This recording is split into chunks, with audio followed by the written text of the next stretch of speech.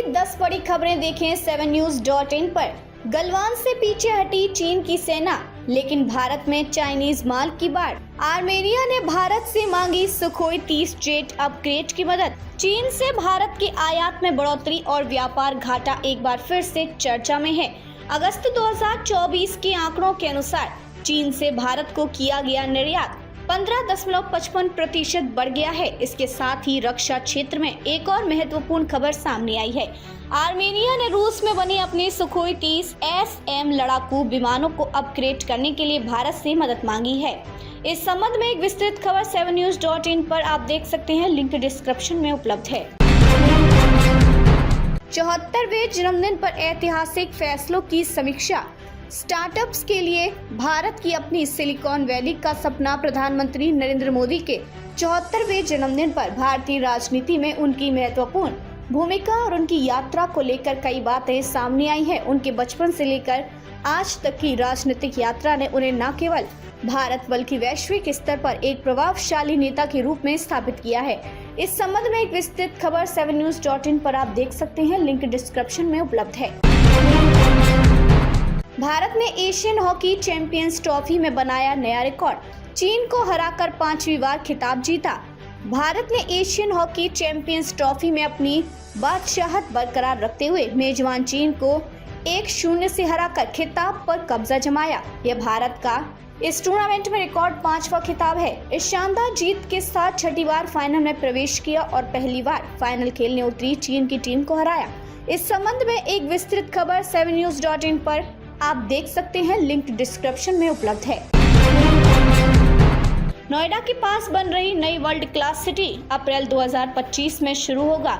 नोएडा अंतर्राष्ट्रीय हवाई अड्डा, 1000 युवाओं को मिलेगा रोजगार। उत्तर प्रदेश की योगी सरकार ने नोएडा के पास ग्रेटर नोएडा फेज 2 के मास्टर प्लान को मंजूरी दे दी है और इसमें सस्ते से लेकर लग्जरी घरों तक की व्यवस्था होगी।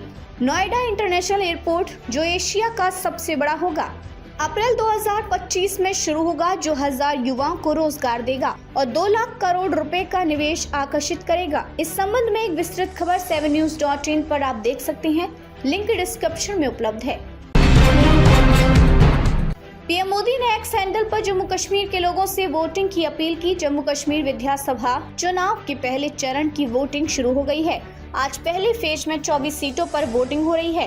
पीएम मोदी ने जम्मू कश्मीर के लोगों से एक्स हैंडल पर एक पोस्ट के जरिए वोटिंग की अपील की है। मतदान सुबह 7 बजे से शाम 6 बजे तक होगा। केंद्र शासित प्रदेश में 90 निर्वाचन क्षेत्रों में 87.9 लाख मतदाता हैं। इनमें 42.6 लाख महिलाएं हैं। डोनाल्ड ट्रंप ने की कमला हैरिस की तारीफ, कहा उन्होंने मुझे कॉल किया।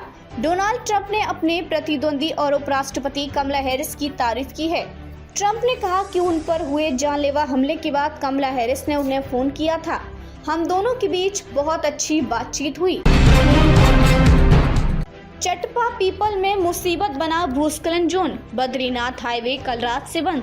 मसूरी यमुनोत्री में बारिश। चमोली के कर्णप्रयाग के चटवा पीपल भूस्खलन जोन में मलबा आने और दलदल होने से बद्रीनाथ हाईवे बंद हो गया, जिस पर ट्रैफिक को प्रशासन ने कर्णप्रयाग पोखरी से रुद्रप्रयाग और हल्के वाहनों को कर्णप्रयाग सरमोला गोचर से डाइवर्ट किया। वहीं यमुनोत्री धाम सहित आसपास खरशाली गांव, जानकी चट्टी, नारायणपुरी, फूल चट्टी, जानकी चट्टी क्षेत्र में कल शाम से लगातार बारिश हो रही है, जबकि बड़कोट तहसील क्षेत्र में रात्रि से रुक रुक कर बारिश जारी है।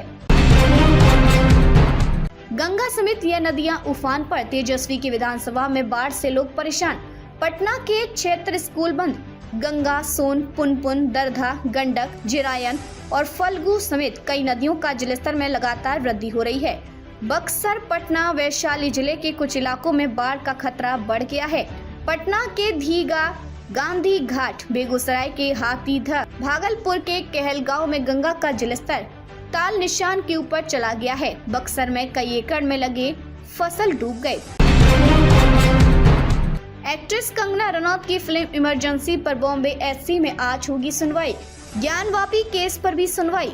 हाई कोर्ट ने कहा कि इसमें मध्य प्रदेश हाई कोर्ट ने पहले ही केंद्रीय फिल्म प्रमाण बोर्ड CBFC को निर्णय लेने के लिए कह दिया है, इसलिए वह अब कोई आदेश नहीं दे सकते। कोर्ट ने CBFC से इस मामले पर किसी भी आपत्ति पर 18 सितंबर तक फैसला लेने को कहा है। ज्ञानवापी केस पर भी सुनवाई के मामले पर हाई कोर्ट में आज सुनवाई। NTA करने वाला है UCG नेट रिजल्ट जारी, री जाने आंसर की। परीक्षा का परिणाम जारी करने के लिए राष्ट्रीय परीक्षण एजेंसी की तैयारियां अपने अंतिम चरण में हैं, जिनके पूरा होते ही नतीजों की घोषणा कर दी जाएगी।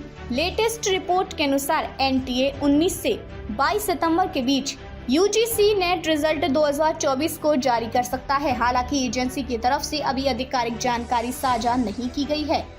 परिणाम जारी होने के बाद उम्मीदवार NTA की आधिकारिक वेबसाइट ugcnet.nta.ac.in पर दिए गए डायरेक्ट लिंक और बताई गई प्रक्रिया का पालन करके नतीजों की जांच कर सकते हैं।